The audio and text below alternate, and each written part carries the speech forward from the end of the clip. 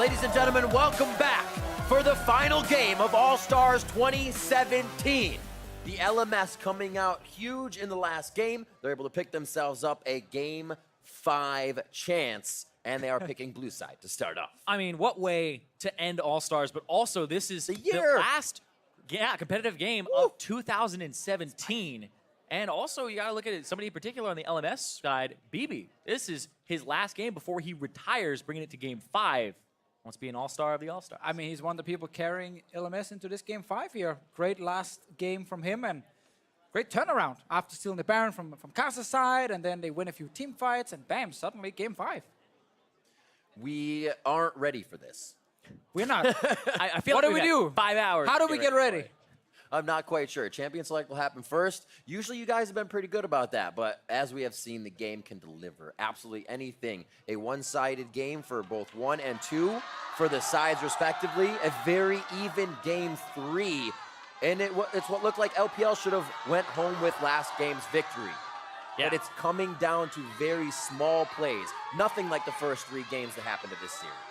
And you can see as the LPL return to the stage, the crowd cheering for them, saying, you know, they got this. And last game, it looked like they had it. The Baron should have been theirs. I know, officially, we were talking about it a whole bunch. Like, whose fault is it that somebody made it into the pit, right? And it just looked like a call that everybody was saying, all right, you know, the wall will keep them out. Yeah, it definitely looked like that. So Meiko was not in position to flay Karsa away, but at this point also as a player, man, you are so exhausted. Like the 80-minute game, that's one that hurts everyone basically. And then you have this game now as the LPL team where you're winning, and then you lose the whole thing in a matter of 5 minutes. And now you got to get back for Game 5 all of a sudden. It's obviously very difficult as a player to then stay fully focused. Also, in a series like this one. You're just about 3 minutes off of 5 hours for these guys being on that stage, ready to play, continuously trying to come up with new things. And the hardest part is when those new things for you don't work, if anybody gets quiet, everything just starts to fall apart. So they're continuously communicating. They're continuously keeping each other on point. And there's a lot of work being done by those players on stage. It would actually be insane if Uzi can't even win this international tournament. That he gets so close every single time and then he just gets denied.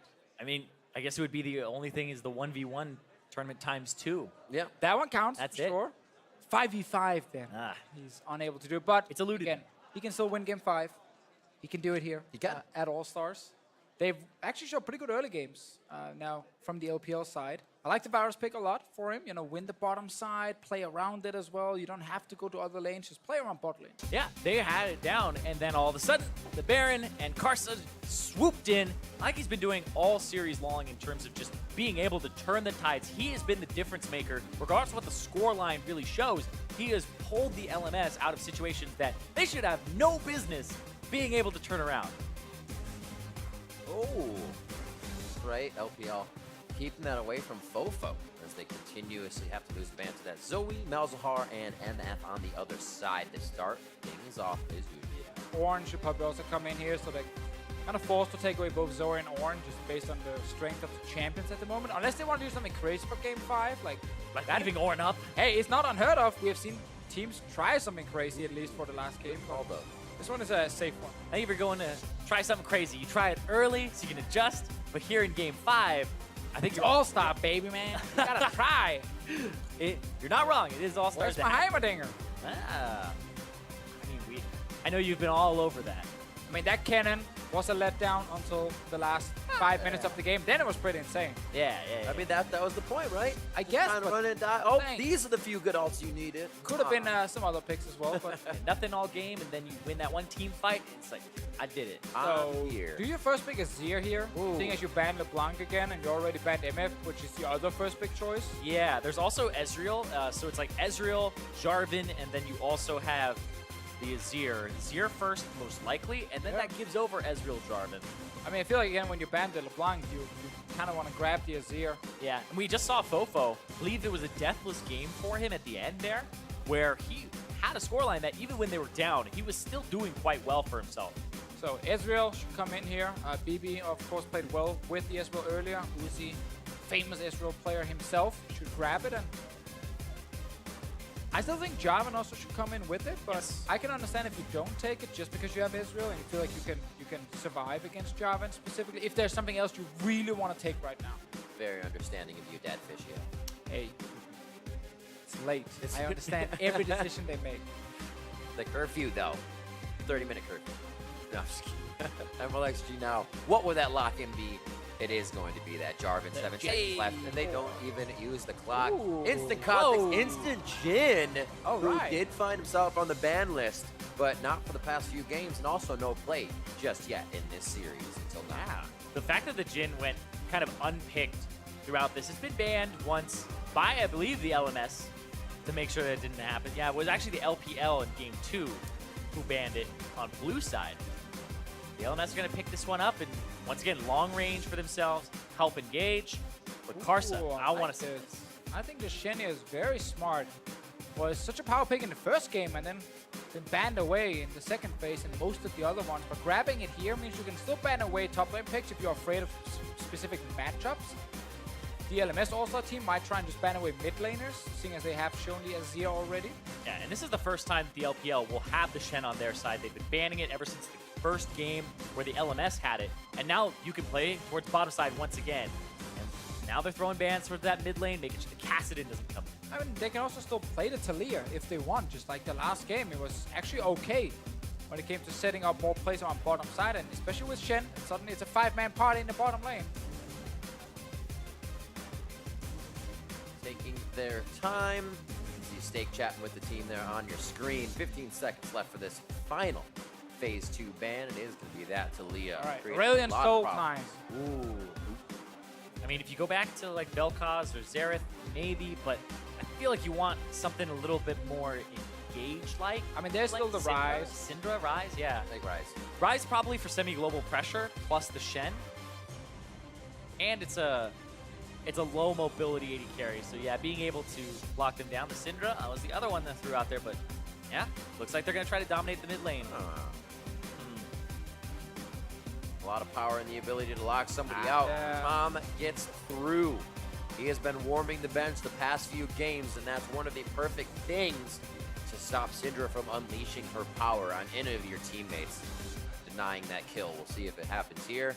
They are using the time now just to lock in that time. Tahm Kench, so they have time to talk. The Tahm Kench was actually banned in all 4 of the previous games by the LMS in the second phase, preventing it from supporting Uzi, so they take it here for themselves for Bebe, and that's just kind of one of those loops that you're getting thrown for here in this best of 5. Meiko, give me the Trundle support.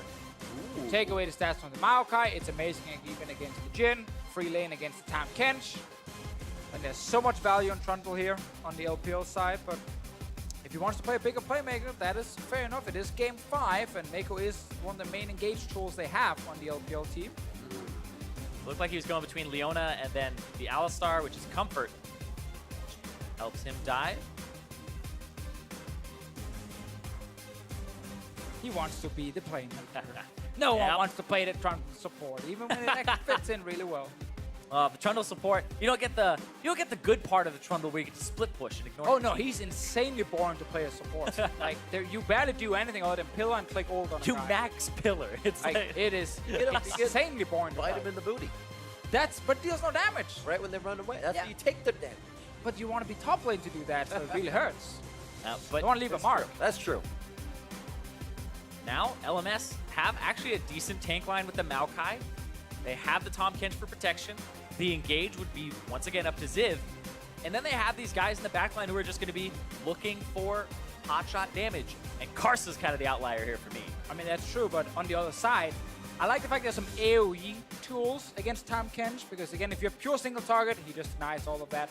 In fact, you have, Alistar can come in with his Q knock up. There's a Jarvan ulti as well. There are ways to try and hit both Tahm Kench and the guy next to him. So if you can't kill the carry, you end up just killing the Tahm Kench on the way out, which is something at least. All right, ladies and gentlemen, just 5 hours ago, we started the Dream Team Finals, and now we are into Game 5. These players pushed to the max, mechanically and strategically. The crowd is ready, and we will see who is the victor here in Game 5. Just about to hit the fountain, both teams going a little stronger last game. Let's see if it happens 100% this 胜 game. 率，真的吗？因为没用过。 Quick insight into what they were thinking. I agree with everything they said. I'm on board. I hope they do it. As long as it involved a lot of fighting. With the fans behind them, players now take to the rift. They've been seeing the signs, hearing the cheers as they come back out onto stage, get a little reinvigorated here as they one last go. And it's kind of funny how in this game, with the Shen top, you normally want to go bot lane all the time. But then there's Tahm Kench who wants to try to deny that from happening, or at least make it a lot harder. Because Maokai versus Shen, like, teams used to like picking Shen against tanks, because the tanks couldn't really do anything in Shen early game, and you would just play to the other side of the map. You would trade TPs, then you would use ult, and this tank couldn't follow. He can't really take the tower top lane either. And you just get in a big advantage with your AD carry. In this game, because of Tahm Kench, it gets pretty difficult to do. Yeah, you end up making a play towards the bottom side, gets disengaged. And 957 looks like that Shen does have the grasp. It'll give him some extra damage and HP later on. So he's definitely looking to trade in the lane. So we have the pause come out here. And boys, Bebe is fixing the issue himself. Yes. Self-sufficient fix. You see we have QC coming out on stage. Classic issue if it's the mouse problem where the wire is not long enough. And therefore you can't move your mouse properly. Water spill? No, I'm just It's kidding. another one. It's that first time Jhin. He's trying to feel it back out. Also coming in with the comment and boots 4 pots to say, hey, Klepto, Ezreal, you're going to get a lot of potions in lane. I'm going to also try to heal out and dodge a bunch of this too. But keeping it safe. Easy start for Jhin. All right, let's see if we can fix the issue right there with the mouse. And then we should get back into the game as fast as possible. But once again, we talked about the top lane matchup. Jungle-wise, Karsa going back to the Kha'Zix himself. If you want to carry a game, I mean, that's the kind of jungler you can do it on. But obviously, in terms of your pure, early ganking impact, it's not the greatest. I mean, everybody's kind of cared about this game so much between these two teams. And when everything's on the line, Karsa's like, he's been fearless the whole time. It's time to go back to that Kha'Zix that he solo killed Faker multiple times on. Was wrecking the game. That was such a sick game from Karsa. And when the cards are just thrown out on the table, this is what he's picking. It's actually what I've been waiting for as well. He seems so confident on it. This is kind of what we've been requesting from the players throughout this best of 5. And kind of a big ask, is that's the one where players are always kind of holding back a little bit. Like we say, don't want to be the one to lose the game, especially when you're LMS. You've traveled so far, they've done so well, and winning this would mean so much. Yeah, and again, you're sitting in game 5 at this moment here. It's kind of crazy for the players, because also is about like showcasing your skill, have a bit of fun, but also about winning at the same time. And now in this game 5, it's just going to be like so serious, where no one wants to be the one messing it up. And yeah, I feel like when the person that I've talked about multiple times now, Karsa's the one who I feel like he doesn't feel that fear. He was just jumping in his Lee Sin, like trying to look for Zonias, trying to look for Guardian Angels, kickbacks, whatever he's trying to do, he did it almost every time. He said that. And even if it cost his team the game, right? It's like, all right, well, I did my job. So he's kind of the one that I've seen like not have that kind of hesitation. But overall, you're exactly on point, right? Everybody's been a little bit paralyzed. You don't want to be the guy. You want to be the one. Actually, in game 5 too, I want to know if these are the players that freeze up and don't want to take it, or if they're the ones who, it's been 5 hours. I'm just going to go. Give me level 1 fighting again. I don't know. It kind of spoils the rest of the game for me. I don't know. That game actually ended up still being fairly long. We were like, we're not 100% sure they're going to win, despite being like 20k gold ahead. Always a question. Always a question in a league. Should be, but in I know. It's like, play perfectly, please. What? From our point of view, it shouldn't be. Yeah. But they can see where Karsa started on the top side of the map. 957 invading to make sure. And what's that? Actually, Mlxg, where's he going? Blue to red? Yeah, they leashed the blue for him, so he's rushing into the enemy jungle at the moment. If you just pan the camera down to that red buff, where the job is, because Karsa is going to find him. That's where the action's going to be. Little low, smite on both sides, so they're going to be able to get the HP back if they do go for the fight. He sees it's there because of the mark still being on his hand. That has not disappeared. He's going to be able to take that one out, and exactly feels pretty bad because he's not even going to get the flag and drag on FoFo from Karsa's call. And I like the play here from Karsa just saying there is a chance he's just straight invading my red buff because we leashed for him. It's a good communication from the bot lane as well, and then doesn't like do a camp on the way or anything, no, just rush straight to stop it. Yeah. He managed to actually pull the red buff to his face. It looked like he was going to start the Wolves there, just turns W's to heal himself, and was like, that's just such great instincts, like you said. What's the worst that can happen? Worst is he gets it taken. If he does this route, what's the worst that can happen? Oh, he sees him there, and I like that. Level 3 double buff gets the Rift Scuttle as well, while Mlxg is just getting to level 3 at the current camp, so Karsa is already on the map. Xiye playing the top side, knowing that's where his jungler is. That kind of gives a little information to FoFo, but they're already pretty privy of where the junglers are at this point with the hovering of Karsa on the bottom side. Mlxg, however, so he's going to take advantage of that. Ward placed nicely by Karsa to let him know a little early info on when he needs to leave. Yeah, boarded, sees it, and look at that. Like you were saying, Deficio, Ziv kind of taking a beating in this top lane from 957 Shen. Oh, love me some Shen in lane. So strong at the moment. Look at the CS. There's a big wave coming for Ziv. He needs to, of course, be able to last at most of them. And bot lane. Just warded and just on the edge of the flag and drag. Knockup after knockup. The gray health comes through. Karsa goes incredibly low as they get out with the Devourer. And it is a party in the bot lane. 4 for the LPL, 4 for the LMS, and they are going to start falling. That is Ziv down first. Yeah, Ziv ended up TPing in behind the LPL team after his own bot lane already tried to run away. So suddenly he found himself overextended. Sitting there like, why did he complete that teleport? Why did I show up behind them? We're not actually winning this fight. We're kind of losing it. And that entire wave up top lane, he just lost the entire wave. It's piling up to Oh my god. 957. Oh. Happy. He had to cancel that one. That was like the worst See her again. thing ever as a top laner. So this play, we talked about them trying to go for the bottom lane, get Uzi fed. They've already lost the fight. Cancel TP, Ziv. Cancel. Oh, yeah. It's over. And then he goes in, he's trying to get a kill here onto Meiko, but nope, ends up blowing his flash. He flashed, he TP'd, he lost a giant minion wave. And now it's slow pushing back towards 957. It's like the worst start This for actually top is. laner. This probably is the worst start that you could have without like getting like ganked in lane and blowing your TP and then getting ganked again. And even his lane opponent got the kill. So this Shen is going to get level 6 fairly soon. And then the LPL can try and make another play bot lane. You can just go for Tahm Kench. A few more licks. It's like Meiko should be able to... Ooh, He really won. flourish. They don't know Xiye is coming around the... Oh, SwordArt commits. He may be unhappy with that here as Uzi comes around the side. Do they get out in time, though? Scout of the week onto Bebe. These fights are taking early game. Interesting, to say the least. I love the fact they're fighting. That makes this super interesting already. We got now 3 kills at 5 minutes. Always positive. I love it. Hey, there you go. Game 5. We got to enjoy what we're seeing. Exactly.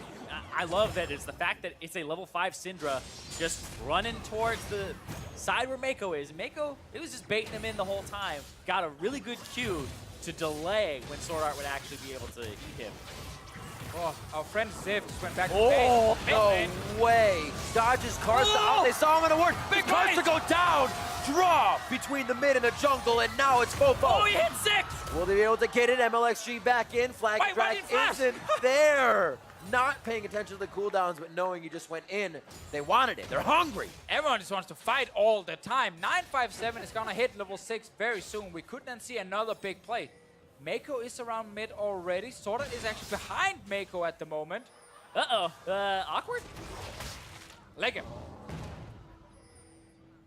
A lot of movement this game, and I think it's throwing everybody a little off from where they actually need to be because the vision's not really being placed before all this happens. And if it is, we even saw Karsa walk through a ward there to make that happen. Who needs vision? If you're fighting all the time, you can see the champion is right in front of you. You are the vision. There you go. Here, we'll see this one again. Yeah, Mlxg goes in onto FoFo, and then he just starts walking out. And Karsa says, all right, I'm okay with this. Just saw Mlxg hit level 4, so he's just going to walk through, go hello, after Ward. Xiye. That was so fast. Like the bait as well from Xiye. Miss your abilities, take a lot of unnecessary damage, and then turn it around when your jungler is there. Sadly for Mlxg, cooldown's a little bit too long. He didn't realize by the time he flashed over.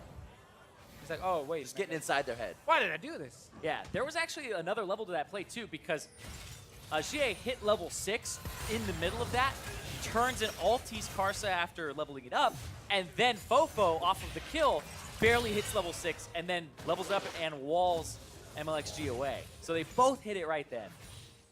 Meanwhile, Uzi is sitting on 71 CS to 43 in the Yeah. bottom lane, because Bebe was also chasing for that kill as well earlier, and that cost him a bit.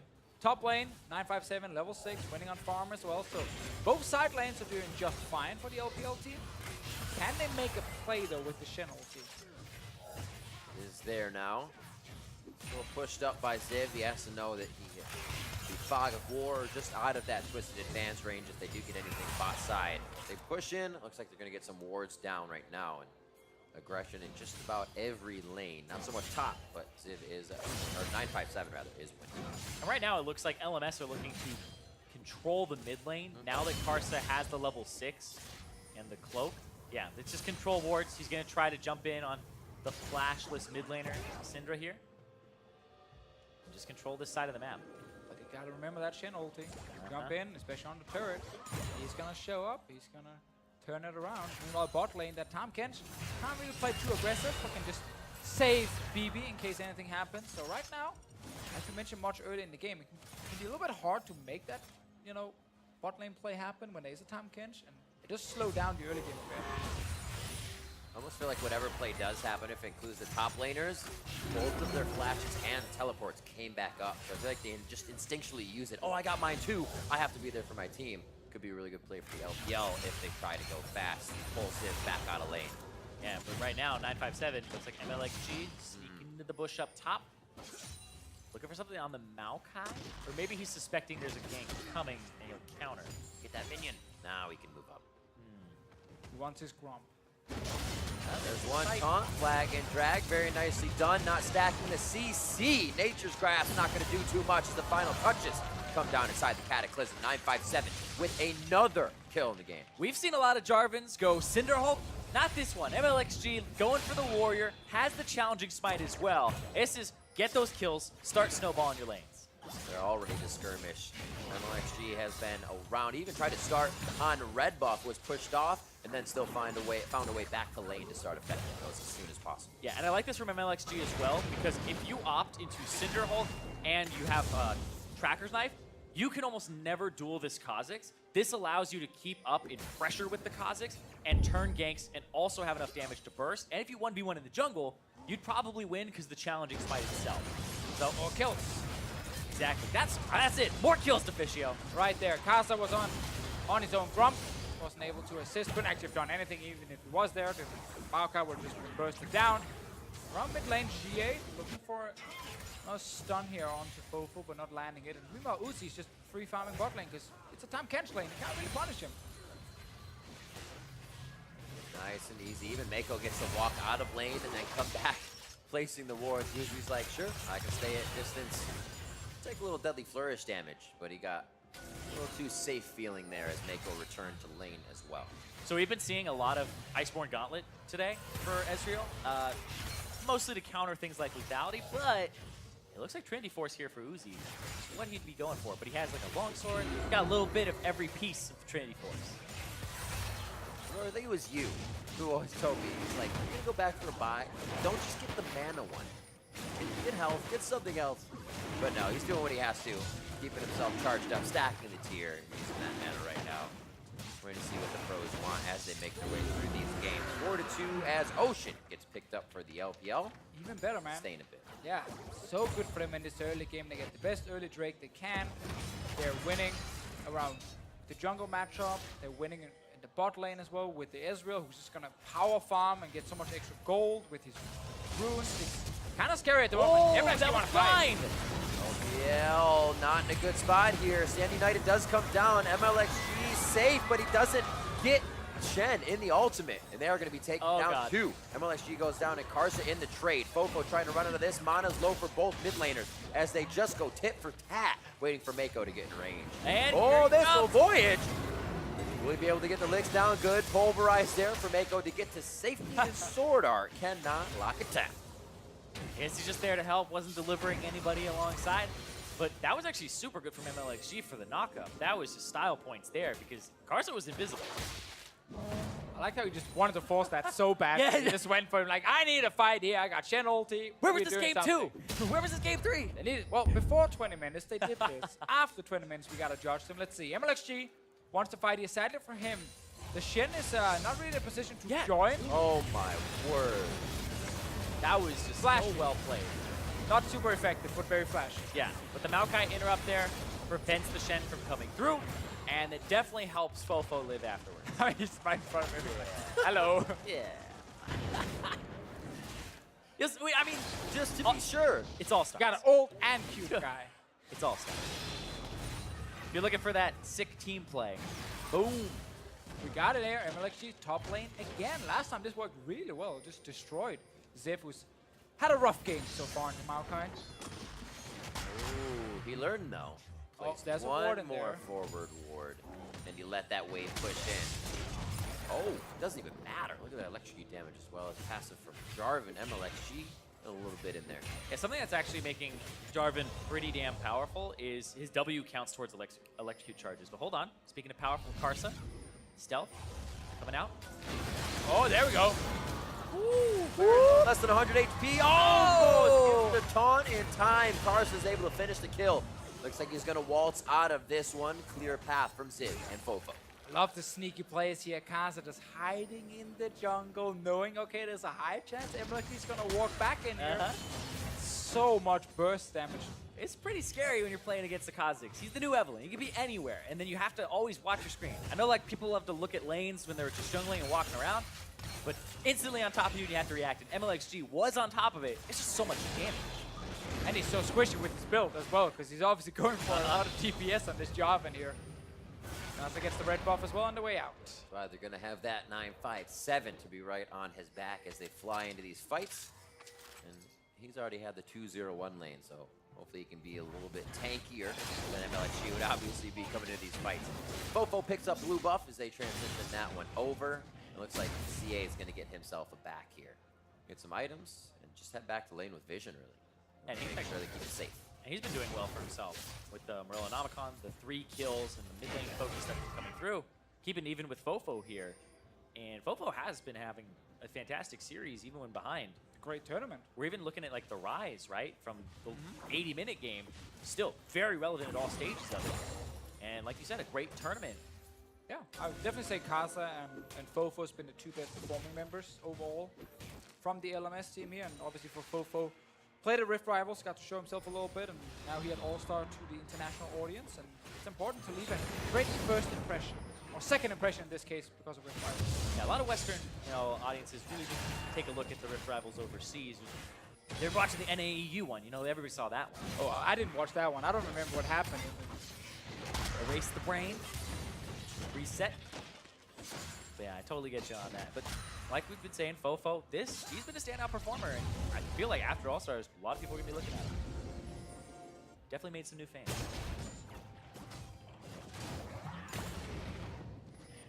Slow going after the first few fights here. Looks like we do want to get something activated. 9-5-7, not afraid to do a little back and forth with Ziv on the top side. But luckily for Ziv, it's the first time really Mlxg has not been here. They know that's on the bottom, and they're setting up a little bit of vision on the dragon. Yeah, every time Mlxg moves down to the bottom lane, it's either to get Drake or to try and make sure Uzi gets a bit of damage on the bot lane tower, and they just kind of slowly grind it down. Karsa actually went Hexdrinker as his first item after Warriors here. And there's a lot of physical damage still he needs to deal with on the side of LPL. Let's see what happens here. Ooh, Xiye gets pushed back immediately.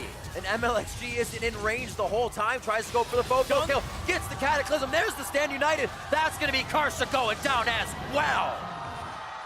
And Mlxg just needed the shield right there from the Shen. They knew 957 couldn't join, but there was enough to make sure Mlxg could secure 2 kills. Yep, Ziv had once again thrown out the ultimate to interrupt the Stand United. But like you said, that's all he needed. The Warrior coming through for enough damage to duel the Kha'Zix. And Mlxg with the more aggressive build, having to pay off this time. Exactly. He's going to be so fed in this game now. 2 kills, 4 assists. Going to even get down a mid lane tower, at least get it very low. Let's see the player. Shen ulti is ready, so it could be used already on Xiye, but I don't think he's ready for it. He's going to get called around now, and then Xiye is basically dead. It actually ends up being better being used on Mlxg because they may have been able to blow him up immediately. But right there, oh, so well played. Damn. That's so close. Also gotta love the triumph feel coming in after the first kill. Yeah. A little bit more ready for the next one. Got a feel for Ziv. He tries to get to 957 as fast as possible, but the shield is the shield. Once you get that off, you're good to go. If you're staying, it just means the fight won't be there with you. So Yeah. he still helps Mlxg. Yeah, it looked like Xiye tried to ulti at the end. All the balls kind of converged, but they didn't actually go off. So he didn't even get that ultimate off, and it's back up now. Fire, fire, press, press, press. Yeah. Just have to try as hard as possible. Now we're 18 minutes into the game and we have 2 items on Uzi already. Again, he's getting so much gold in this bot lane. 200 CS almost at this point. Bot lane tower's taking damage. We're even gonna see a lane swap now from the LMS. They're gonna try and kill 957. I mean, he's been such a nuisance. 4v1. He is a big boy right now. Is it enough? Spirit's Refuge keeping him alive for the time being. There's a 4-shot from Bebe and the cleanup from Karsa as they do a little janitorial duty on the top lane. Mid should go down, turret or not. They're gonna go quickly onto FoFo. Oh, he lives without the commitment of one last auto attack. And right now, the LMS are not pushing the top lane tower, so Uzi's getting first turret blood in the bot lane, and we also have the mid lane tower being extremely low from the LPL side. That's solo for Uzi too, so he's gonna be nice and rich to head back with. Getting a few more potions to stay in lane as he pressures off Ziv and the team starts to rotate to Uzi. Yeah, they used the teleport from Ziv there, so 957 will have a window of double global advantage in the future here, where the LPL can just keep making plays like they've been doing for this whole game. Be back to top side. Oh, even defended. 957 says we're not losing this yet. We can actually get top pushed up to the turret. You have Uzi on the bot side. Mid will be pushing in on what is a low turret now. And top side is going to be spread thin for the LMS here. They have to choose correctly which door is the right door. And they're leaving Jhin in the top lane, Bebe. And it seems like the lane assignments so far a little bit awkward here, where we're going to have Uzi try and show up maybe towards the mid lane, and they're still looking for 957 in this top turret. Uzi should just go back to base, you know, spend his gold and then get back out on the map and actually do something. Because right now he's just been kind of running around the bottom side of the river. He's not actually applying any pressure just yet. Midland tower is also open for him if he can take that one down. But when you have this fed of an AD carry already, you need to just constantly use him aggressively. And he ended up spending a lot of time killing the Rift Scuttler. Now he recalls, so it slows down the tempo quite a bit for his team. He's got small things, obviously, but Yeah, it's something that can sometimes cost you a little bit in the end. I mean, he had Trinity Force and Muramana, and then he spent 1,800 gold just now. He is really far ahead. He's 2,000 gold up over BB. Yeah, he's earned 9,000 gold at 20 minutes, and he's only sitting on 2 assists. Not like 5 kills or anything, just 2 assists. Yeah, Alistar does not actually have that much gold, so. Oh, good for him. Uzi gets himself to safety. Mlxg just on the wing. They say we can continue to fight this. You're stuck in here with me, but that doesn't mean FoFo can get himself out alive. It's still up to Mlxg and LPL. Oh, should be the mid lane tower as well. There was even a potential ulti from 957 for another shield, but Uzi played it safe and just flashed out instantly to stay alive. But that's now second turret going down. Up in the top lane, Syndra dealing some damage to that one. Yeah, Xiye just getting some auto attacks off on it, and now they're controlling all the map, the mid, the top, and the bottom side. You can even see 957 is just pushing Ziv out. But now we're getting nervous. Because Baron is alive. Great early game. They've done a lot of things correct. They've picked up 2 Ocean Drakes now from even more sustain. Now it's all about the Baron. More Ocean Drakes as well. So those Baron taunts, even more fun for LPL on this side as they can just hang out in the river. And that control for all the turrets on the outside is kind of just prep them to get such a huge surge in gold. Yeah, so far in this series, though, Baron dances for the LPL have not been going exactly the way they've wanted them to. They So suck at dancing. they do have to really focus on keeping Karsa out. They have Meiko, headbutt every time. You would hope that would come through. But they're not looking at that massive advantage, like a 10,000 that we had seen previously in things like Game 2. As the Baron responding. It's only this 4,000 that's here. It's decent, Right. but it's not one of those ones you can really force down just yet. We also got to highlight that one of the reasons it's difficult for the LPL to secure Baron in this series is that the LMS are actually pretty good at investing a ton of vision around it. Like in this situation here, there are multiple blue wards just being placed now because they know this is a potential next objective for the LPL team. And if you don't then coordinate properly with your trinkets, with your control wards, you don't get to clear the entire area. And again, with these teams here doing All-Star, like they are a little bit more focused on just fighting than carefully setting up the big objective. Really nice forward work right there. Great clear by the LMS, actually. The LPL was getting quite a bit of information on where they were splitting up. I love those middle of the lane wards. They're underused. Catch one person out and you realize, wait, this is clear. How do they even know I'm here? Because they saw you 4 seconds ago. It really starts to be a mess with your mind this late in the game. It's just troublesome.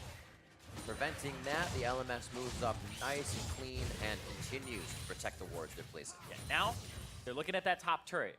It's already like 1/4 of the HP is taken.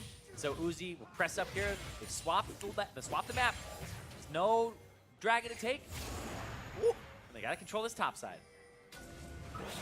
Bug getting a little too close for comfort, but no initiation there. Follow up from Bebe's deadly flourish, so they get an idea of where the ADC and maybe the rest of the team is.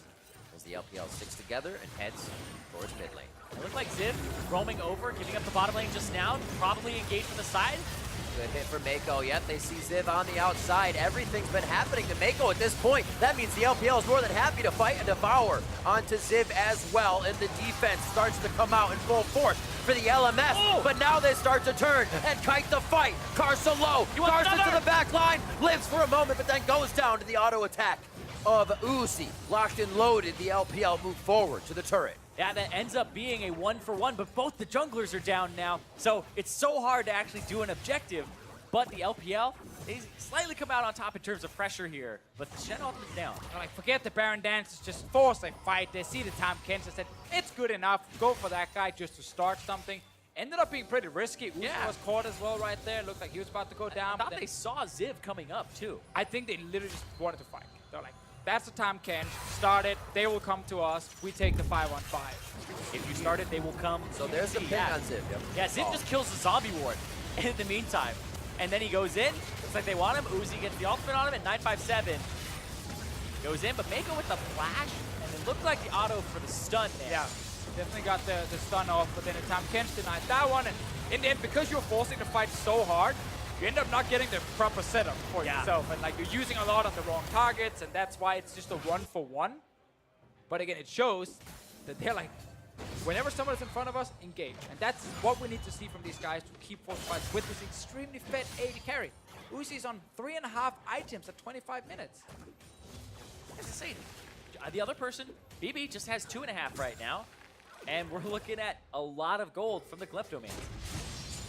And the turrets being taken in. Him on the bottom side of the map, farming it up. There's a lot that goes into Uzi. And the 300 CS he's about to hit at 25 minutes. Yep. Currently 3,000 gold up over BB. Oh, wow. It got even further ahead there. Before it was 2,000, got himself another 1,000. And those are, some of those are expensive items. The Trinity Force in particular, when you're looking at the inventory, versus the Yomu's Ghost Blade, the Dusk Blade of Drakthar. These are items that, well, they're not the biggest ticket items, but they're still ones that are completed for him. It's 2.5 versus 3.5. And Uzi, like you've been saying to Fishio, get involved, keep going for those fights when you have this power spike. And then we'll finally get that top lane tower down as well, so a little bit easier to push the lanes down and get deep vision in the enemy jungle, where LMS team already warded up as much as possible, but mainly with zombie wards and blue trinkets, so they're pretty easy to clear out and kill. Requires you to get in there in the first place. Don't be afraid. You are currently in a good position to fight. Just get in there as a group. Or walk back. Gotta clear the wards. All the wards. It looks like a good control by the LPL towards the top side once again. A little bit for the LMS will hold off that fight, but it also allows them to say, we don't need to engage. They're not doing anything. We don't want them to. It's not what the Fishio wants. Yeah, I mean, you're getting to a point where if FoFo starts getting more items, Azir in the late game is so difficult to deal with. Even when you have engaged, just the peel, like you're giving the LMS more and more chances to get back into it. And you never feel confident starting Baron because you can only see the river. You can't see past the river. You don't know where the LMS team will be, which angle are they coming from. You know, is it around the blue buff area? Is it from mid lane towards the river? And you just never really 100% know where they are, so you don't start the Baron and turn for the fight. And that's why, again, you always need push mid, push top, go into the enemy jungle, get your own vision and kill all these blue trinkets so you can actually see when people are moving into the river. And then you know when you can turn and fight them. They've slowly controlling bot and not really aware that Mountain's being taken, but it's not like they can do much about it at this point anyways, as they try to regain control with the security system of wards towards the top side of the map. Mountain Drake here with the first 2 oceans over to the LPL. They keep themselves very strong in this matchup. Still waiting to see like Xiye blow somebody up, get these fights going. So far, both teams have been kind of in these 5v5 fights that don't get each other anywhere. The LPL still in lead though. Yeah, when I'm looking at where this gold advantage is, 3,000 on Uzi and then 1,000 in the mid lane for Xiye. That's about it. Otherwise, we're looking at, top lane is about 900 difference, but I'm really looking at those 2 carries for the LPL because they have massive leads. Well, let's see if they can get in and actually kill some of all these blue trinkets and zombie wards.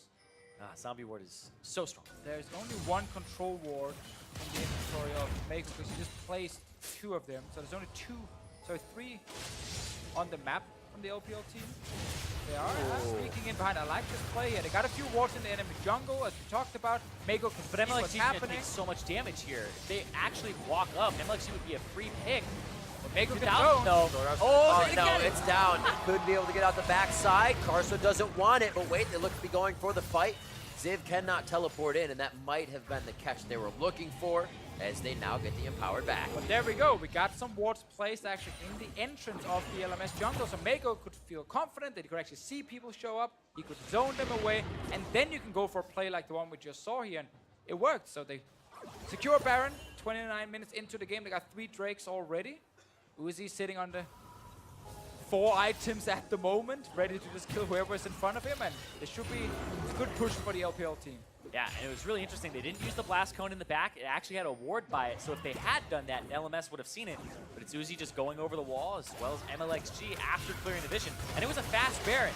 We've seen, it's only about a 6,000 gold advantage for him before they started it. It's like, all right, we've seen him with 10. This one, less hesitation with the Mountain Drake behind them, able to pick it up very quickly and utilize Uzi's advantage.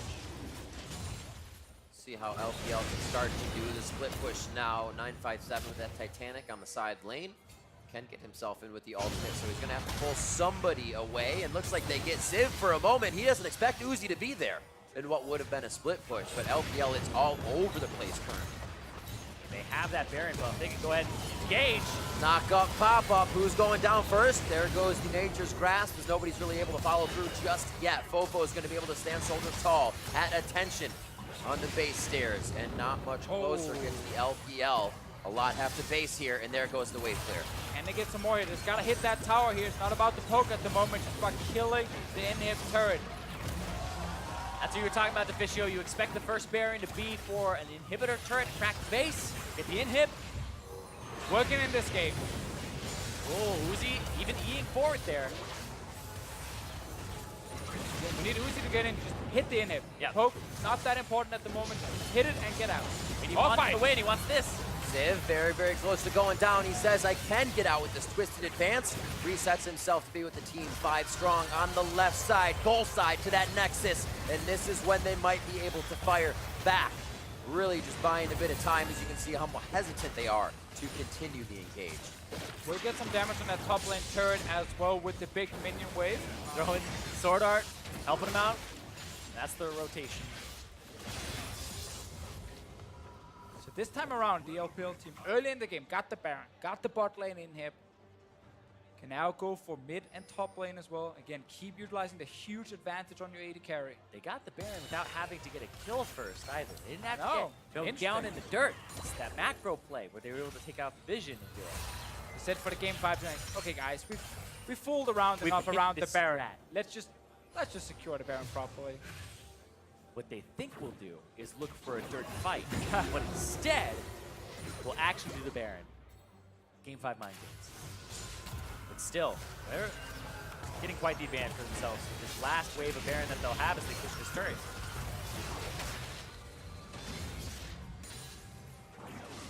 Uzi's almost full build.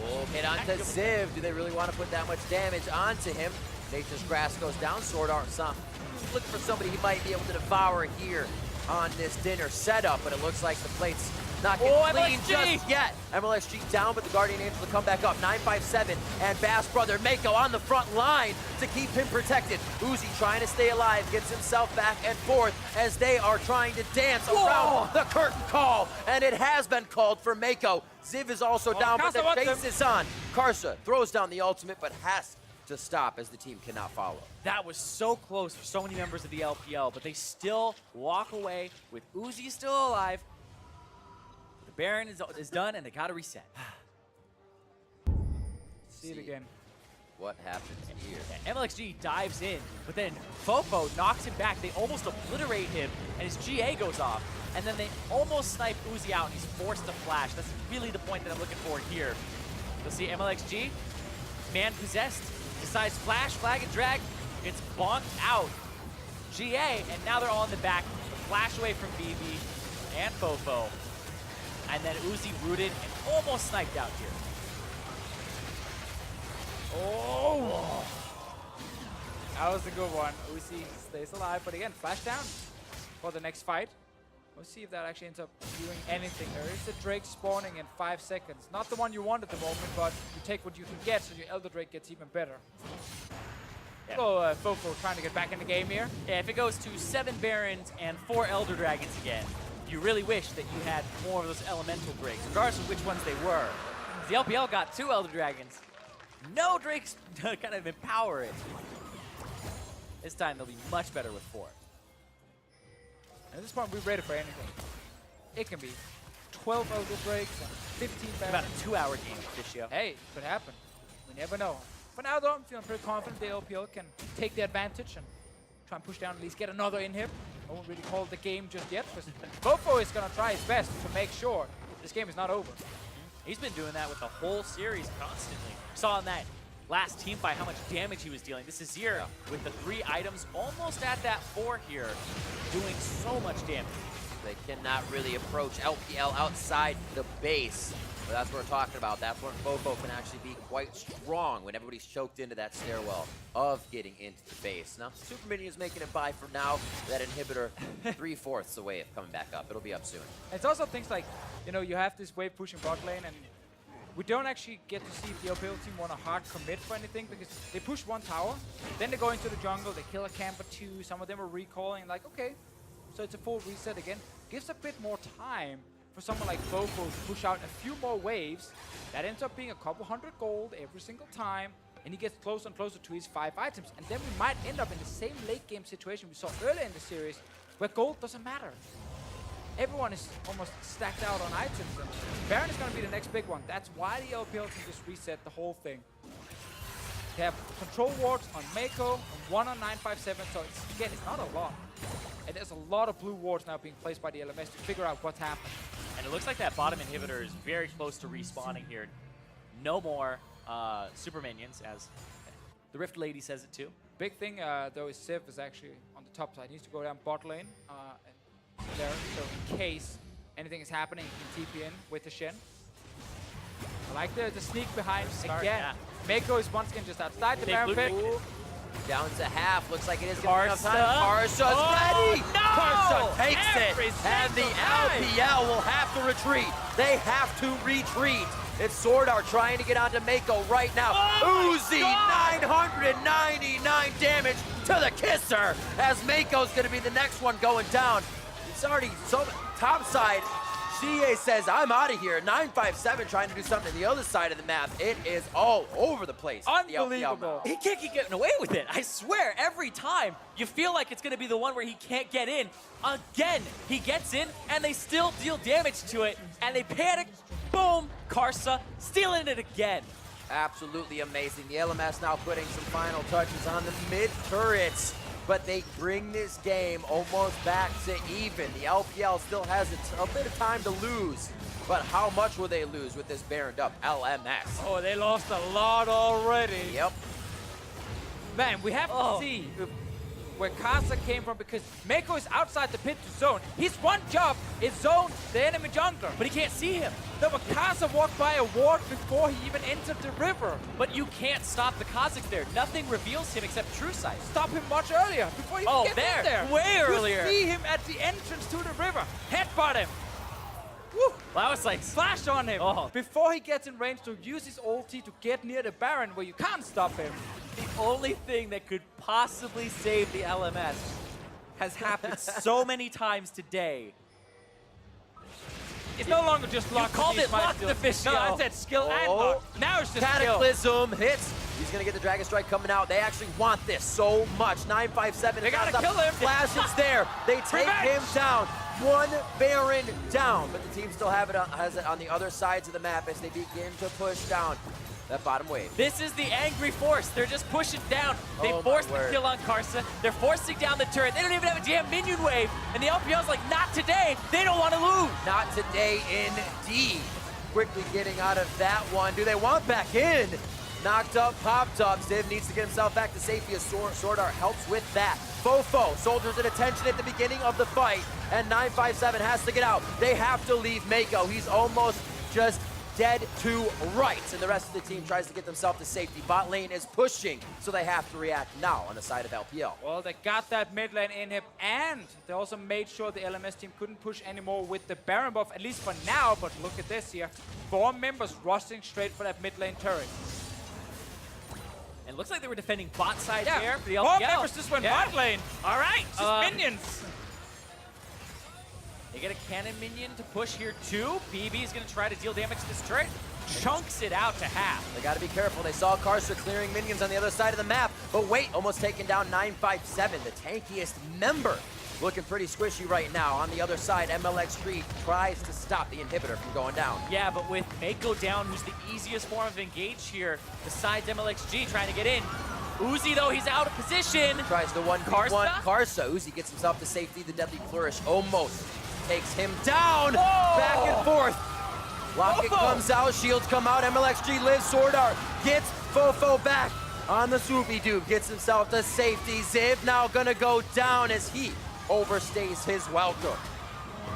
It'll take a bit. Eventually. There you They go. got 1 kill. There we go. They got 1 kill. Mid inhib is already down. Bot lane inhib is the target, but the Elder Drake is spawning in 8 seconds. They already got 4 Drakes under their belt. This is a huge one for the LPL team. Yeah, the fact that... Oh, Karsa's on his way. Oh. Congratulations, Karsa. You're going to steal this one. All right. I don't know about that. I don't know. I said that like 4 times today.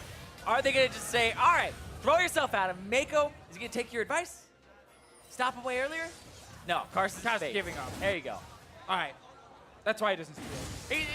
Even he doesn't believe it anymore. These games are getting more and more even. From 1, 2, 3, 4, and now scraping our way into 5. 12 to 12. And finally, a decent gold lead. I don't even know, 75,000, so 3 isn't really decent at this point. We're getting back to that point where it doesn't matter. Yeah. Great push by LMS. What's going to happen next? I feel like LPL is just going to stay away from these objectives. Oh, I feel like LPL are going to try to force. Like, Exactly. walk up, Exactly. go get those inhibitors. The 4 Elemental Drake Elder Dragon. I feel like that's really the ticket here for the LPL, to force it. Mlxg on the backside, he wants to blow up FoFo, who actually can't knock him back because of the unstoppable part of Cataclysm. And then they can't burst him. Mistimed Scatter the Weak there. And SwordArt able to hit the Devour onto FoFo after the flash. Get that very important kill. Means they can secure an easy Elder Drake. Don't even have to fight over it or anything. So many buffs.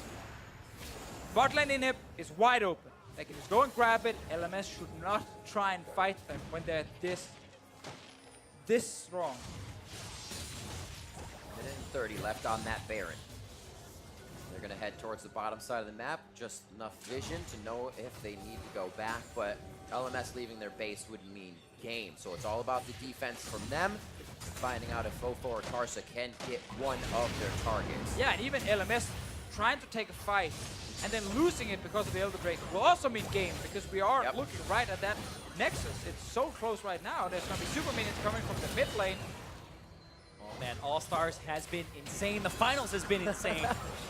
And the last competitive match of the 2017 year is coming down to the wire here. Just almost cresting 6 hours of play for this best of 5 series. The LPL and LMS at the end of their thread here. The inhibitor open, as you said, and that's where LPL is going to stay, as mid lane might have those super minions soon. A good push out gives LMS a little bit of breathing time to continue focusing on this bottom inhibitor that is slowly getting whittled down. And Uzi to half means that every time he walks up, there is a risk, but they're going to push. Good positioning there from Xiye on the bottom side, kind of separate their threats. Safety in numbers. I don't think anybody's going to leave each other's side at this point as they make their way out of the base. And that's going to be Elder Dragon falling off Oh, right now. we have a TP Here's from the Baron. Div.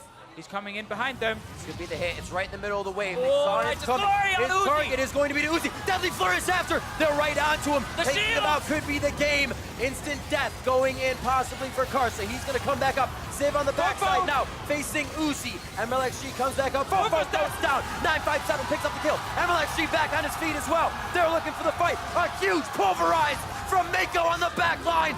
Ziv is down. Bebe in the eyes of the LPL.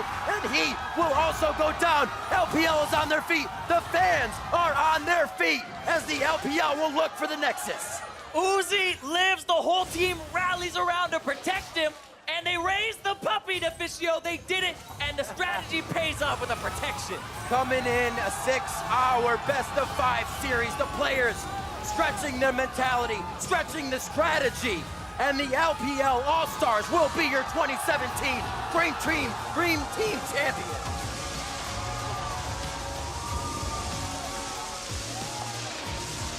And Uzi wins a championship in a 5v5. The All-Star Championship, the Dream Team is his. In that last moment, they rallied and looked like a Dream Team. Woo! Everything left on the rift by both teams, including our voices. It was an intense series for Absolutely. sure. That was Really a intense very series.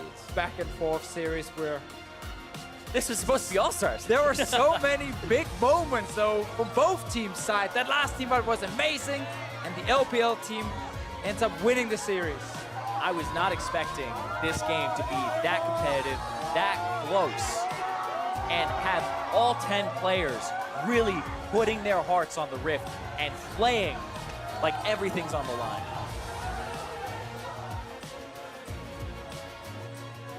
So excited, they're ready. They're like, oh, we get our stuff, we go win. Yeah, we won, that's right. We're heading up to the trophy.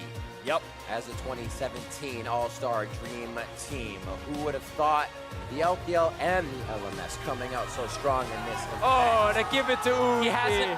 He has never lifted a trophy like this before with a team, and he wants to lift it with the whole team. Absolutely amazing. Humble in victory, as well as the team knows a lot of that pressure, a lot of that carry came from the bot lane, came from their Uzi.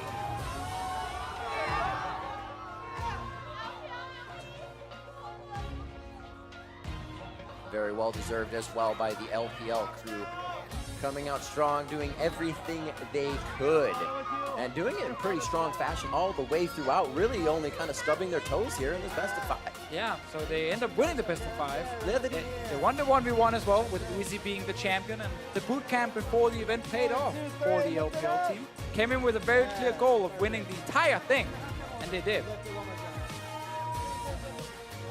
Goal met for sure, and you can see they were very excited about that. It was a long series, Riv. You were talking about it, 6 hours on the clock there. It was an endurance match. And we all had moments where we forgot how to speak English as well, and it was blah, blah, blah, blah, but Especially at the end. that's what happens in these long series. And imagine being the players. You have to sit there and you have to go through everything in game in terms of emotions, but the shot calling as well, knowing exactly what to do at the right moments. It's these kind of series where mistakes will happen, and the big moments can sometimes be you punishing a mistake. Yeah. Like Karsa stealing It was insane. 5 million Barons. Right, Karsa with so many steals, it looked like the LPL. You were saying it at the start. It's like, they have such a great lead. Looks like they might be able to, close this one out. We keep got it a out. bit nervous when the Barons And it happened came up. again. And I can't believe it happened again, and Karsa was able to kind of get away with robbery. I can't believe they actually got back in the game, and then they lost the last team fight, and suddenly it didn't actually mean anything. A lot of what I learned in that when they were engaging or fighting meant nothing really meant anything after that fight. Anything could still happen. Yeah, exactly. And it became an amazing, absolutely amazing game because of that. Sometimes you were like, well, what's going to happen? Why are they going to do something? But it was never what we thought when it actually came to be. Yeah, that last moment was one that I was expecting in other games earlier, where you're throwing all the cards down. You're looking for the AD carry. It's the dive. The game 5, the final moment is where it happens, and they go all in on Uzi, and he lives, and FoFo is too far forward and is one of the first people to die. And we finally got one of those moments where, even in the late game, it felt like both teams were ready to just take the fight. Yes. They weren't just like scooting around, running away. No, Ziv TP'd in behind the entire LPL team. Righteous Glory went onto Uzi. Sadly, they couldn't lock him down enough, and the rest of LPL just rallied behind him. And it seemed like the fight they had to take, right? It was there, the pressure's on, the amazing crowd, I have to say as well. All the fans were here getting charged up. It was the moment. Oh, they were hyped. It was the moment that almost had to happen. And once that fuse was lit, it was up to either team, and the LPL came out strong. So let's send it down to Shox, who is now going to hear from one of the All-Star champions. Thank you very much, Riv. Indeed, I'm joined here by Meiko, and the first thing I want to ask you, Meiko, after 4 days of games, after 6 hours of playing on the stage here today, how does it feel to finally be able to be crowned the champion of All-Stars 2017? 经过了4天的比赛，然后今天打了6个小时，那么最后你们最终取得了冠军，你现在有什么感受？就现在特别激动吧，然后打了6个小时，确实特别累，就是能拿到这个全明星冠军，确实很开心。I'm just really excited this moment. I mean, playing 6 hours, it's really tired, but I'm really, really happy that we are able to come and win the final. Well, if you take a look back, you guys came here, you played with a lot of players that you usually don't play with, and you guys crushed the competition. How do you look back on this experience and playing with this all-star team? 就是你很多队友都是第一次一起打游戏，但是你们可以击败你们的对手，然后最终得到冠军。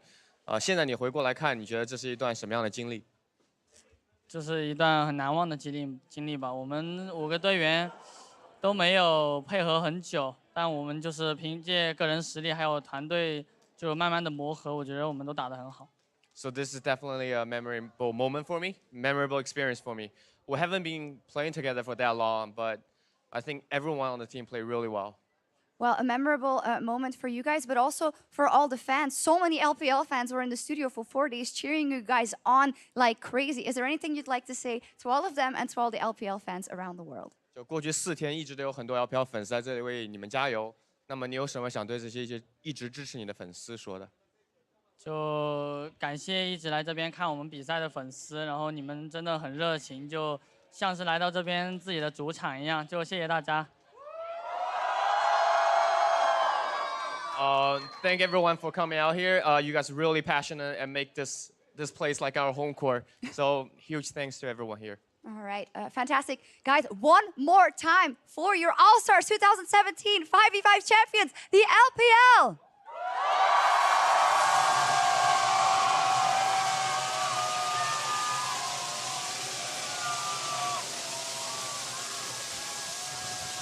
And there you have it. The confetti rains down. The LPL crowned our 2017 All-Star champions after a grueling 5-game series up against the LMS. Hard fought by both squads. Meiko there, the rest of the squad very happy to get their win. You even saw it there in the moment where they reached the trophy, offering it over to Uzi as he has finally gotten a title from Summoner's Rift under his belt. Ever the sportsman, ever humble, saying, no, this was a team effort. We must hoist it together. I mean, frankly, it's been a really long time coming. I'm not going to joke. I definitely did get emotional watching that because people will say, you know, All-Stars, there's kind of, is it the hyper-competitive tournament? Is it still the fun tournament? We go back and forth all the time. But For Uzi, this matters, and that moment mattered. And for LPL fans, that definitely mattered. So that tastes just as sweet, especially after the grueling endurance marathon that he had to go through to have that opportunity to say, no, it was a team effort. It was a marathon for all 10 players on that stage, but then when you take into account the fact that he had played a best-of-3 1v1 against Bjergsen just before that, even more so for him individually. And I think what Froskuren said, as words suddenly become hard, is true. It's been a long day. It's true for a lot of things, is that I think All-Star represents something different for everyone. Even when you listen to the community saying, this is what I wish All-Star was, this is what I wish All-Star was, the players, everyone has their own idea, but you can't dispute how much it means to the Chinese squad, the Chinese fans, like you say. And that's kind of the magic in it, in that it was a lot of different things. It was a grueling day. His career has been so long. There's so many different things to reconcile, but it doesn't have to be just one thing. It's many special things all coming together in one package. And I mean, how incredible of an event is it for Uzi to have won both the titles? There's only 2 events here. He won That's them a both, very good right? point. Like this is everything. He could not have done better at this event. Really, it was honestly quite impressive to see him take down the 1v1 back-to-back and then get his first Summoner's Rift title there as well. You know, in a very grueling series that at times looked like they were losing control of it, but to stay composed. And you know, there's been a lot of talk in the past and you know, with his titles, why hasn't he won, right? You know, is it because they're choking? Is it because he can't actually perform it when the team needs it most? And today he was able to do that. Very much so. And speaking of which, I want to take one opportunity to rewatch the final team fight of 2017 for Professional League of Legends. And let me explain to you guys that every single LPL fan held their breath as Ziv found Uzi of all people. And you're thinking, no, Uzi, the finals, the curse, he's not going to do it. He's been caught out. But holy shit, he survived. And he carries the fight.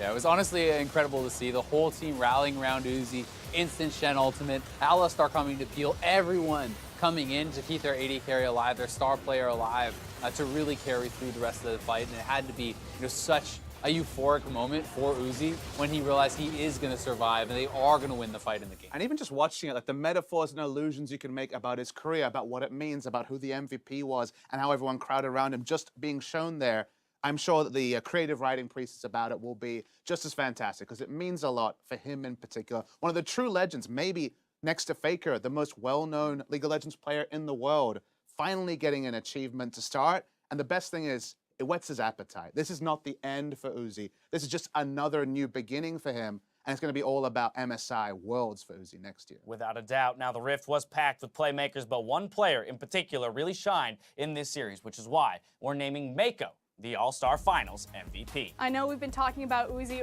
this entire time, but we do need to give his partner in crime a very special shout out. Part of the reason why Uzi was able to shine so well is because Meiko had an incredible tournament and particularly an incredible series. And one of the biggest things with me for Meiko was how consistent he was throughout the series. There were a lot of ups and downs for the LPL squad throughout this series, let's be honest. But for Meiko, it felt like his highs were probably some of the highest in the whole event, and his lows were really not that low during this series. He was honestly so consistent, so solid, and just a star player. And he's a utility belt also because it wasn't all the playmaking. He can play the peel supports. He can do everything, and that's kind of the exciting thing seeing his career develop over the past 3 years is that he was able at this series to lock in Thresh a couple of times. We looked and we're like, there's 2-3 picks that we would have thought fit this situation best, but he was like, this is my time to actually stake a claim, to start initiating, to do everything off my own back. And he got A+ on that particular metric. And just the growth that Meiko has made over this entire year, if we think of All-Stars, it's just a celebration of all of 2017. He's now the captain for EDG. He's now the primary shot caller. He took that actual finals away from Uzi, and this time around helps him raise the trophy. So it's just great to see a player of that caliber really grow into a leadership role. Well, as we celebrate the success of the LPL squad, I do want to briefly touch on the LMS squad that that rather took us to that 5th game, gave us such an incredible series, surprised so many people based on pre-tournament expectations to have gone undefeated to the finals and then go 2 games, to 3 against the LPL. Karsa being the man to lead the charge for that squad. Yeah, I mean, I think Karsa overall for the entire tournament was the best performing player. Like, wow. He was incredible to me. Super standout player, especially from a guy who had not looked as good this past year, not looked as good at Worlds. And the LMS squad, you can even take a step further back. not just going undefeated to the finals, people really weren't even thinking that they were going to get out of the group based on how they had been performing. People had, Europe pegged as the #2 seed, Korea pegged as the #1 seed, but they bested all those expectations. They made it all the way to the finals, and they almost took down the LPL. I mean, it's a great embodiment of kind of the LMS and the highs and lows that they've always had. We always knew that the LMS had the talent in the region, but it was, can you consolidate all of the talent on an all-star roster? Going into this, everyone's looking at Korea. They are in the incredible powerhouse. They're the Titans, and LMS kind of flew underneath the radar as a true super team. Again, you look at Bebe, but when Bebe's having a season 2, esque type of performance, and then you get to finally see FoFo strut his stuff. Karsa reminding everyone that he is a god, and then Ziv and SwordArt just flexing on some of their signature champions. How many Baron steals was that? I mean, we were almost getting to double I think digits, DeFicio said it was around 5 million, right? I don't have Yeah, the figures that's to what it count. was. Yeah, roughly 5 million Baron steals in that 5-game series. We talk about FoFo. To me, that would be the surprise of the tournament, right? You talk about Karsa, perhaps the best performing player overall.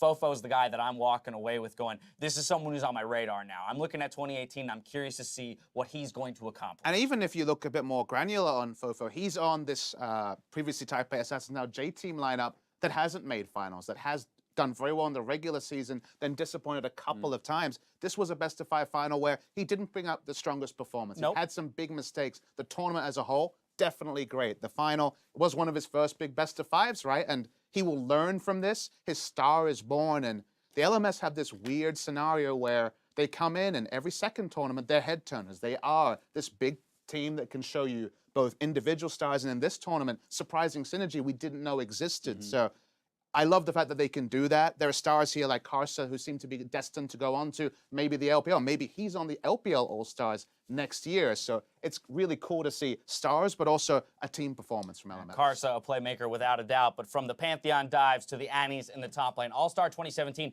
has been jam-packed with memorable moments, and here are a few that you tweeted out throughout the week, brought to you by Acer. First up, Peter Orwak gave a shout-out to Bebe for bending those bullets. Let's take a look.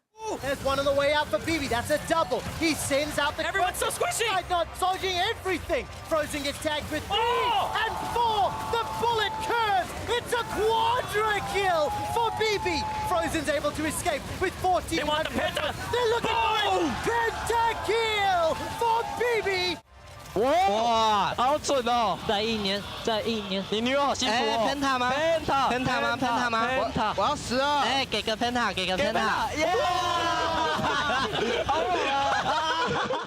And I'm just so happy that kind of the new school League of Legends fans got to experience the greatness of Bebe, because chances are that a lot of the newer fans have never even heard of this guy. It's been a very long time since he's found the international spotlight, and he kind of got to go out with a big bang and showcase why he holds a world title. I mean, the other thing I love is that he hit the one shot that mattered, right? Missed the first 3, you're calibrating, but you hit that all-important 4th shot on the curtain call to get the kill, and then huge amounts of damage on the 4th shot itself as an auto. Next up, Pika Nu imagines a 2018 where Ziv and Karsa are on the same team. That's a scary thought. They want to fight here, Riv. It looks like LPL Meiko still wants to go in. Lots of Glacial flashes. Fisher could still be there. It might just be get out of this one. A 1v1 Bebe in the bot lane, and Uzi. The solar flare comes right in from SwordArt. They take that fight. The top side loses Xiye and Mlxg. That was probably the cleanest flag and drag into a Shen taunt that I have seen, because that was so fast from Ziv. As soon as Ziv came through, usually the Shen just stands there for like a half second realizing it finally completed, but it was just across 2 people immediately. After Karsa was actually backing away at first, they're like, no, turn around, get in there. Ziv's like, get in there. Yeah, come on, let's kill these guys. Trust, communication, timing, everything on point. It was always, could we see flash rolls with Ziv? Because the flash rolls top laners had been struggling. MMD, of course, the most known name. We get that little sample there, and you just want more. That was like the Captain Jack of taunts. Exactly, like, that was so right? fast. It was actually ridiculous watching it again. That was so instantaneous. It seemed like you didn't even see him appear. They were already taunting. I mean, flashed out and then instantly got the call clearly that, hey, I got the Shen ultimate, I'm going in. Trusted his teammate, pushed through. Beautiful. Yep, Zyrene got it right. Perhaps the best flag and drag Shen taunt combo he's ever seen. Finally, I can't read that. Tim Ashton highlighted the real all-stars of the tournament, the Minions. The Minions, oh my god, it's so much damage! I don't think they can do it, they've got no carries. They start them out, but that's it! 끝났다. 아, 끝났다. 아, 네, 넥서스. 하하. 넥서스 어떻게 되나? 끝났는데? 우리가 끝냈다. 우리가 끝냈다. 제발.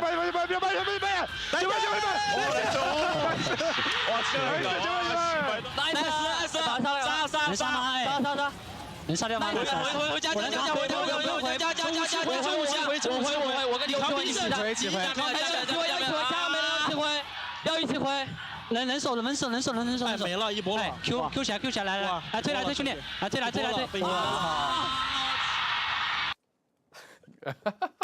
That was honestly. They can't believe it ridiculous. Yeah, no one could believe it when you're watching the game. You're like, oh, they got ace. The game's over. Oh, it's over the other way. Like, wait, what's happening?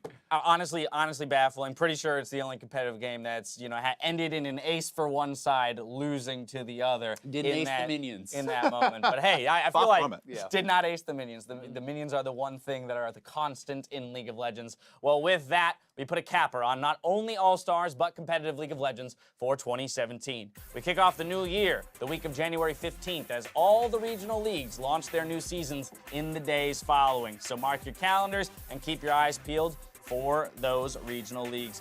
Until next year, for myself, the casters, and the entire live broadcast crew, thank you for watching, and we'll see you in 2018.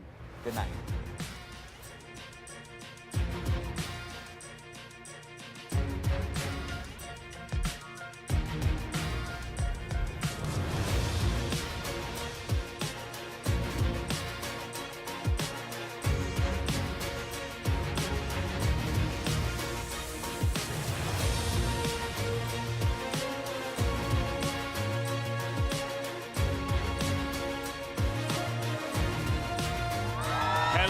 Welcome to Los Angeles, California for the 2017 League of Legends All-Star event.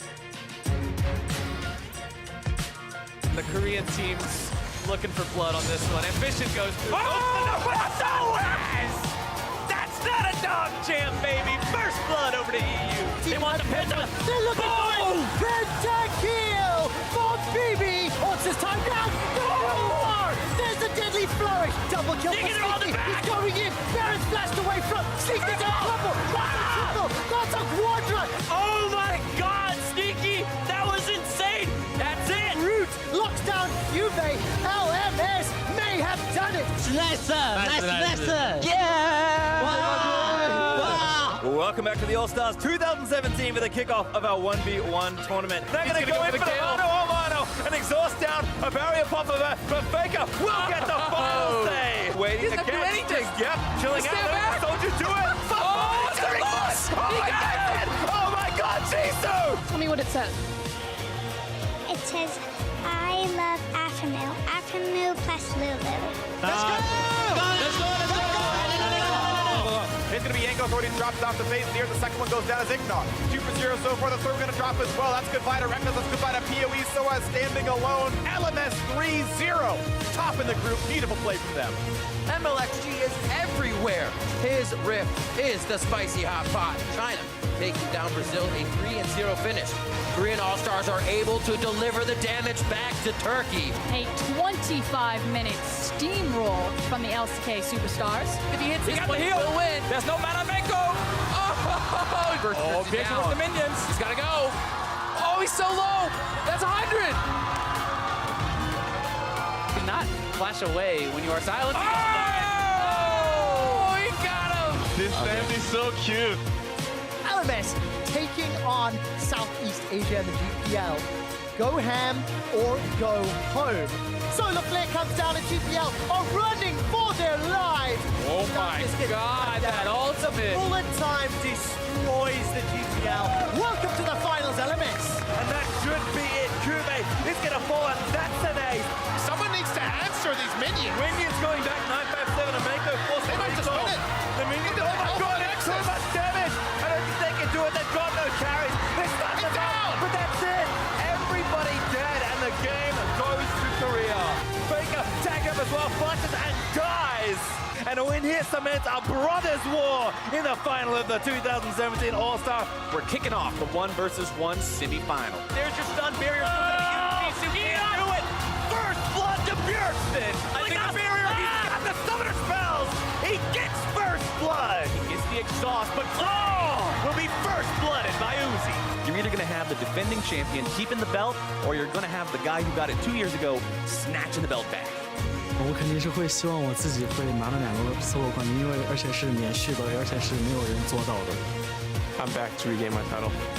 Gotta go with the footwork there. Uzi walks behind the minion. There's the kick. We're at the point now where they're likely going to be taken down underneath the turret. Ladies and gentlemen, you're back to back 1 versus 1 champion, Uzi. We are about to head on to the Rift. The LMS versus the LPL, as we're about to find out here on the last day of All-Stars who the true dream team is in this best of 5. The damage goes here. FoFo pushes them back with the Emperor's Divide. There is no safety. There's no solace for the LPL right now. It's going to be 200 HP now. He missed the Emperor's Divide. The LPL will even up this Dream Team All-Star best of 5. Easily goes down here. Karsa gets the Elder Drake. This is huge for the team. Lantern out as well. Mlxg trying to keep Bebe at bay. And the Nexus is down to half. The kill comes in. 80 minutes on the clock. 80 minutes to Dream. Our longest game of 2017. FoFo goes in on the flag. And then the team a shuffle. Save under the turret. Just 5 hours ago, we started the Dream Team Finals, and now we are into Game 5. These players push to the max. 957 picks up the kill. Mlxg back on his feet as well. They're looking for the fight. A huge pulverize from Meiko on the back line. And the LPL All-Stars will be your 2017 Dream Team champions.